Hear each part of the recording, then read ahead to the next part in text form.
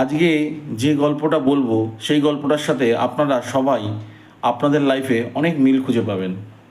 আমাদের প্রত্যেকের লাইফেই দুটো করে অ্যাকাউন্ট থাকে। একটা অ্যাকাউন্টে সেই পয়েন্টগুলো জমা হয় যেই পয়েন্টগুলো আমরা অন্যের জন্য সাহায্যের হাত বাড়িয়ে দিই। আর একটা অ্যাকাউন্টে সেই পয়েন্টগুলো জমা হয় যেই পয়েন্টগুলোতে অন্য মানুষ তাদের সাহায্যের হাত আমাদের জন্য বাড়িয়ে দেয়।